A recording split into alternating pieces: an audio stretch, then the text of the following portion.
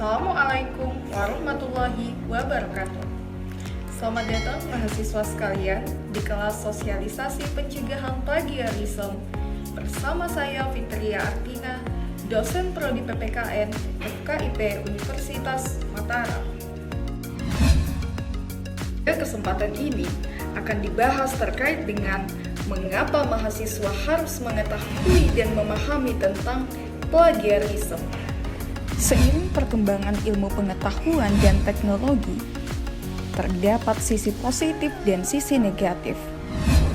Dalam dunia pendidikan, sisi positifnya adalah setiap orang semakin mudah mencari, memperoleh, dan menyebarluaskan berbagai informasi hanya dengan melalui internet. Max and Gerson berpendapat bahwa mesin penelusuran online merupakan platform yang nyaman digunakan dan mudah untuk mencari dan menemukan informasi. Kemudahan yang diberikan internet, baik itu kemudahan mencari, memperoleh, atau menyebarluaskan berbagai informasi, ternyata berdampak pada terjadinya tindakan plagiarisme yang semakin meningkat. Mengapa hal tersebut terjadi? Ternyata kemudahan tersebut memberikan kepraktisan kepada sivitas akademika untuk menyalin, mengedit sumber informasi yang tersedia. Hal tersebut kemudian dipertegas oleh Helgeson, menyatakan bahwa modern information technology make it easier to plagiarize because vast number of paper, report, essay, and book are easily available in electronic form on the internet. Tak heran jika Parsi kemudian menganggap bahwa plagiarism sebagai a more common issue in the modern age of information. Di balik itu semua, ada hal yang mendasar yang harus kita pahami dan renungkan secara bijaksana. Seperti yang dikemukakan oleh Profesor Sukyadi, menyatakan bahwa dalam kehidupan umat manusia tidak ada pengetahuan yang independen.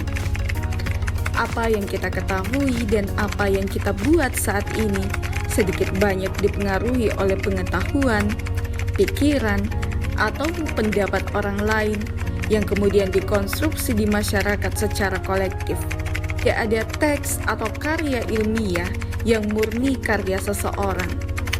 Setiap karya ilmiah, apakah berupa laporan penelitian, buku, selalu dipengaruhi apa yang pernah dipikirkan, dituliskan, atau disampaikan orang lain. Dengan demikian, ilmu pengetahuan yang berkembang hari ini selalu dipengaruhi dari apa yang pernah dipikirkan, dituliskan, atau disampaikan oleh orang lain, yakni ilmu pengetahuan berkembang berdasarkan pada ilmu pengetahuan yang sudah ada sebelumnya. Sehingga dapat kita tegaskan bahwa setiap pendapat, pandangan, konsep, teori, gagasan, atau karya orang lain yang mempengaruhi, yang digunakan untuk memperkuat pendapat kita, harus senantiasa disebutkan atau dituliskan sumbernya secara tepat, akurat, dan memadai sesuai dengan ketentuan yang berlaku. Menyebutkan sumber rujukan bukan berarti akan menurunkan bobot tulisan atau karya kita. Akan tetapi, sebaliknya, dengan kita menuliskan sumber referensi, dengan banyaknya rujukan yang kita baca, dan kita bisa mengembangkan ilmu pengetahuan yang sudah ada sebelumnya.